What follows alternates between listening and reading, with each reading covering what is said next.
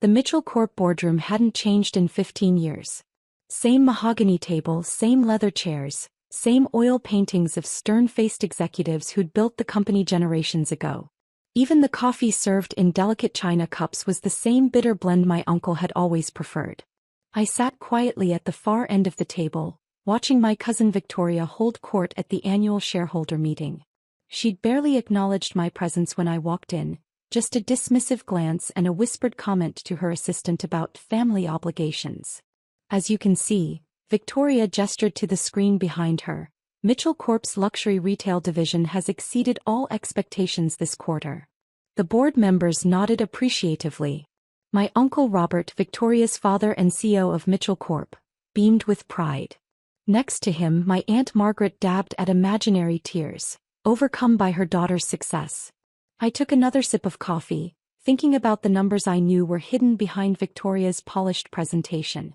The real numbers that showed Mitchell Corp was bleeding money, losing market share, and desperately trying to hide it all with creative accounting. And who is this young lady? One of the board members had finally noticed me, interrupting Victoria's carefully rehearsed speech. Victoria's perfect smile flickered for just a moment. "Oh, that's just my unsuccessful cousin," she said with practiced casualness. "Emma's father, my late uncle, left her a few shares, so legally we have to invite her to these meetings." A few shares. If only they knew. "She runs some kind of small online business," Victoria continued, her voice dripping with fake sympathy. "Nothing like Mitchell Corp, of course, but we try to support family however we can." The board members nodded, already losing interest. To them, I was just another minor shareholder not worth their attention. Just like 15 years ago when I'd first brought my ideas to this very boardroom. I was 22 then, fresh out of business school with a vision for modernizing Mitchell Corp's outdated retail model. Victoria was 25, already being groomed to take over the company despite having no real experience beyond her last name. "E-commerce is the future," I'd told them, presenting carefully researched projections. "If Mitchell Corp doesn't adapt, we'll lose everything to online competitors." Uncle Robert had laughed, that booming condescending laugh I'd hear in my nightmares for years after. "Retail is about luxury, about the in-store experience. No one wants to buy high-end products from a website." Victoria had smirked from her seat beside him. "This isn't some college project, Emma. This is real business." So I'd left, taking my inheritance, those few shares Victoria had dismissed, and started my own company. Nova Digital was born in my tiny apartment with nothing but a laptop and an unwavering belief in the future of online luxury retail. The first years were brutal. I worked 18-hour days, learned coding at night, and lived on ramen noodles while building my platform. Victoria made sure our entire family knew about my little internet shop, mockingly sending me links to real job openings at Mitchell Corp. But I had something they didn't: understanding of the digital revolution that was about to transform retail forever. Nova Digital's breakthrough came in our third year. Our platform, which combined personalized shopping experiences with virtual reality showrooms, caught the attention of major luxury brands. Suddenly, the same high-end designers who exclusively sold through Mitchell Corp were calling us. I kept my name out of the press, using my middle name on company documents. Emma Grace became known as a mysterious tech innovator, while Emma Mitchell remained the family disappointment. And finally, Victoria's voice pulled me back to the present. "I'm excited to announce our plans for expansion. 20 new luxury department stores across the country." I checked my watch. Right on schedule. "Excuse me," I raised my hand, speaking for the first time. "Before we discuss expansion, shouldn't we address the company's current financial situation?" Victoria's smile turned brittle. "I'm sorry, what?" "The quarterly results," I said calmly, opening my briefcase. "The real ones, not the creative accounting version you've presented." The boardroom temperature seemed to drop 20 degrees. Uncle Robert sat up straighter, his face darkening. "Emma," he warned, "this isn't the time." "Actually, it's exactly the time." I pulled out a thick folder. "As Mitchell Corp's new majority shareholder, I think we need to discuss some changes." Victoria's perfect smile vanished. "What did you say?" "Oh, didn't you know?" I smiled, enjoying the moment I'd waited 15 years for. "Those few shares you mentioned? I've been quietly buying more." through shell companies, private investors, and particularly from shareholders concerned about Mitchell Corp's creative bookkeeping. Uncle Robert's face had gone pale. That's impossible. We would have known. Would you? I pressed a button on my laptop and new numbers filled the screen behind Victoria. You were too busy building physical stores while retail went digital. Too focused on tradition to see the future. Too proud to admit you were wrong. Board members were flipping frantically through the documents I'd distributed, whispering urgently to each other. These numbers, one of them said, they show we're almost bankrupt. Unless, I continued calmly, we embrace digital transformation. Unless we accept that the future of luxury retail isn't in physical stores, but in personalized online experiences. Unless we completely change how Mitchell Corp does business. Victoria was gripping the podium so hard her knuckles had turned white. You can't do this. You're nothing but a what? I cut her off. A small online business owner? Actually, Nova Digital processed more luxury sales last quarter than all of Mitchell Corp's stores combined. Those designers you're courting for your expansion? They're already signed with us. The silence that followed was deafening. Nova Digital? Uncle Robert whispered. You're Emma Grace? I stood up slowly, straightening my jacket. Surprised? You shouldn't be. I told you 15 years ago that e-commerce was the future. You chose not to listen. Victoria was frantically whispering to her assistant, probably trying to verify my claims. But it was too late. The truth was already spreading through the boardroom like wildfire. As majority shareholder, I continued, I'm calling for an immediate vote on new leadership. Unless, of course, you'd prefer to watch Mitchell Corp continue its decline into obsolescence. The briefcase that had carried my documents suddenly felt lighter. 15 years of dismissal, mockery, and condescension had led to this moment. And I was just getting started.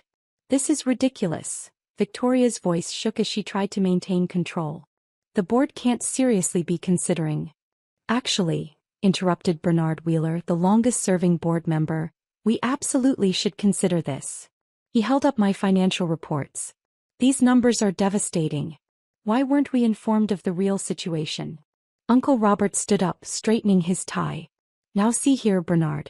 Mitchell Corp has been in my family for 3 generations, I finished for him. And you're about to be the generation that destroys it unless you accept that the world has changed. My assistant Alice entered the boardroom right on cue. Ms. Mitchell, the live sales numbers you requested. I nodded and new data filled the screens. This is happening right now. Real-time luxury purchases through Nova Digital's platform. Notice anything interesting? The board members leaned forward, studying the figures. These transactions, one of them said slowly, they're all for brands that traditionally sold through Mitchell Corp stores. Exactly.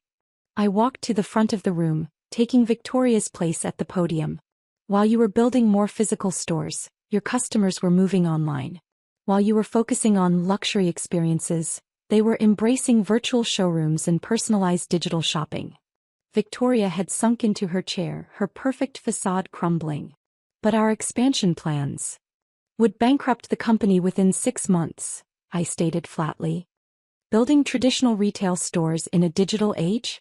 It's like investing in horse-drawn carriages when cars were invented. Aunt Margaret finally found her voice. Emma, dear, surely we can discuss this as family.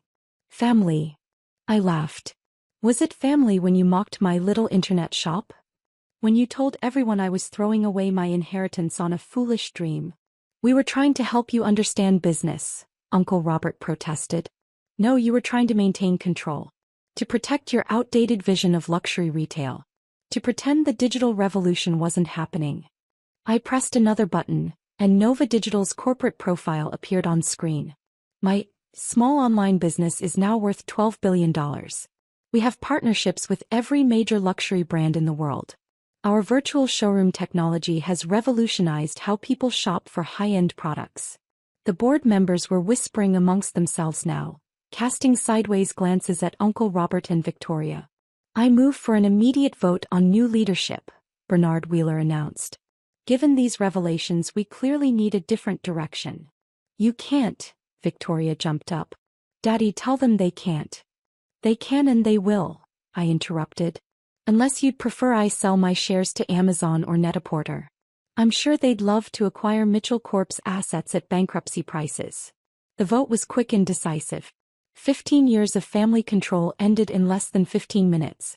Effective immediately, Bernard read from the resolution, Emma Mitchell will assume the position of CEO. The board approves her plan for digital transformation of Mitchell Corporation. Victoria fled the room in tears. Aunt Margaret followed, already working on spin for their social circle. Uncle Robert remained, staring at me with a mixture of anger and something else. Perhaps respect? You planned this, he said finally. All of it. No, I corrected him. I built something successful. Your company's failure and my ability to save it? That's just karma. Save it. He scoffed. You'll destroy everything we built. Actually, I'll transform it into something better. I handed him a folder. Inside is a job offer. Advisory position in digital transformation. You can help Mitchell Corp enter the future or you can watch from the sidelines. Your choice. He took the folder with trembling hands. And Victoria? Has the same choice. If she can accept that the world has changed, there's a place for her here. If not. I shrugged. There are plenty of traditional retail stores still hiring. For now. The transformation of Mitchell Corp began immediately. We closed the planned expansion projects, redirecting resources into digital infrastructure. Some employees resisted the change. Others, particularly younger staff, embraced it enthusiastically. Victoria surprisingly was among the first to adapt. Teach me, she said 1 month later, pride finally giving way to pragmatism. I want to understand how you built Nova Digital. Uncle Robert took longer to come around, but eventually even he had to admit that virtual showrooms and personalized digital shopping were the future. 6 months after the takeover, Mitchell Corp's stock had tripled. Our digital platform, combined with Nova's technology, was revolutionizing luxury retail. The same family members who'd mocked my little internet shop now bragged about their connection to the company.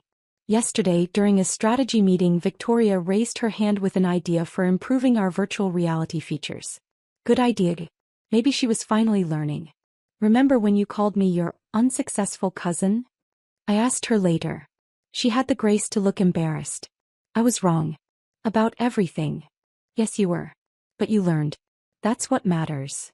Last week, a business magazine wanted to do a story, how Emma Mitchell revolutionized luxury retail. They asked why I didn't just let Mitchell Corp fail instead of taking it over and transforming it. I showed them a photo from 15 years ago. My first day presenting to the board, young and nervous but certain about the future of retail. Sometimes success isn't about destroying the old, I told them. It's about transforming it into something better. The Mitchell Corp boardroom has changed now. The oil paintings are gone, replaced by digital displays showing real-time sales data. The mahogany table remains, but it's surrounded by modern technology. Even the coffee is better.